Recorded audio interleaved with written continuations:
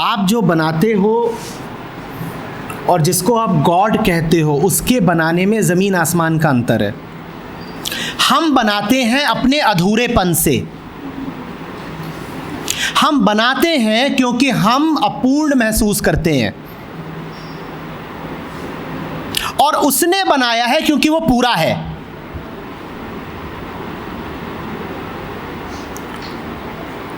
आप बनाते हो ताकि आप पूरे हो सको, उसने बनाया है क्योंकि वो पहले से ही सदा से ही पूरा है। आप बनाते हो क्योंकि आप नहीं बनाओगे तो बेचैन रहोगे। वो बनाता है क्योंकि उसे सदा से चैन है। आपका बनाना एक क्षण का है, उसका बनाना सतत है। उसने एक बार बना करके आराम करना नहीं शुरू कर दिया है, वो लगातार बना ही रहा है। प्रतिपल जो हो रहा है उसी का तो सृजन है, वो लगातार बनाए जा रहा है। आपका बनाना रुक जाता है। वो ऐसा नहीं कहता कि एक बार बना दिया फिर छोड़ दिया। कॉन्टिन्यूअस क्रिएटिविटी है वहां पर। आपका क्रिएशन है, वहां क्रिएटिविटी है। आपका वन टाइम है, वहां टाइमलेस है, कॉन्टिन्यूअस है।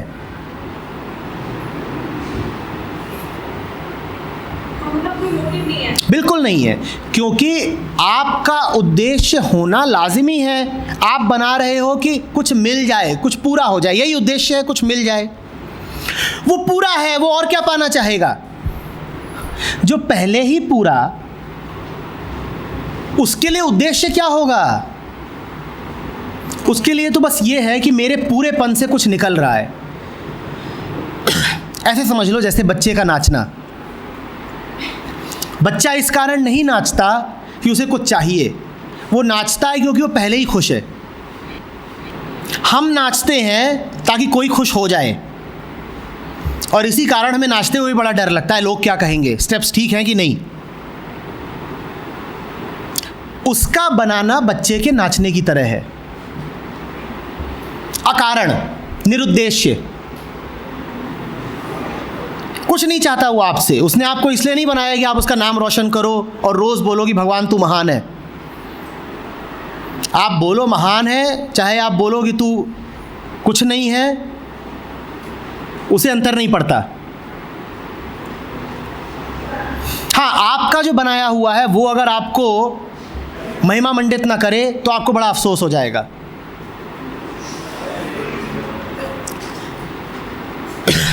इससे हमें अपने लिए एक सीख मिलती है कि वास्तव में निर्माण, सृजन, क्रिएशन किसको कह सकते हैं।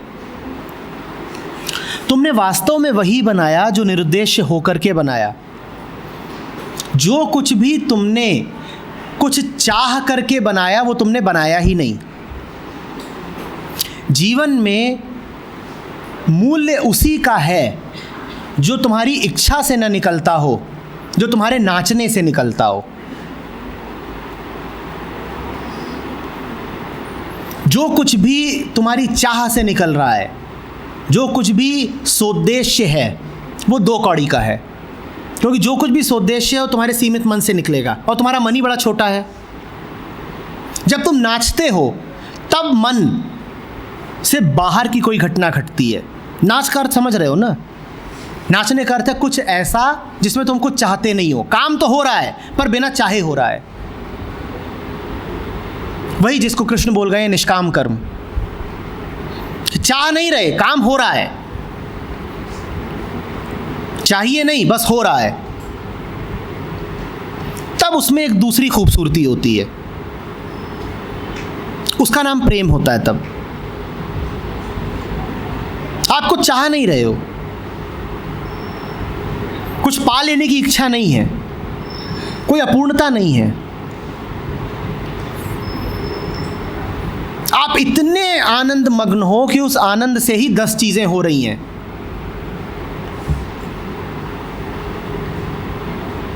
और फिर जो होता है वो आपकी कल्पना से बाहर का होता है, वो आपने पहले से तय नहीं कर रखा होता।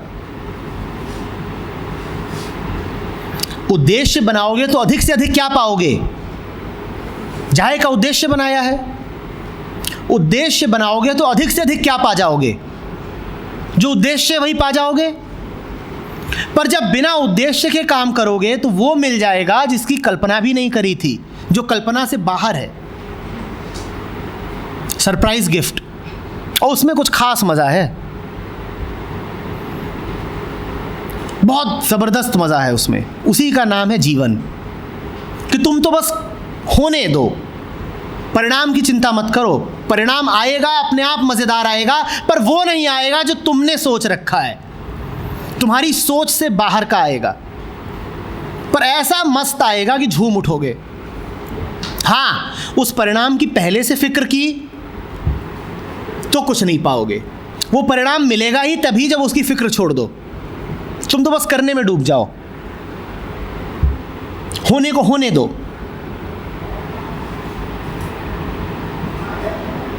समझ रहे हैं?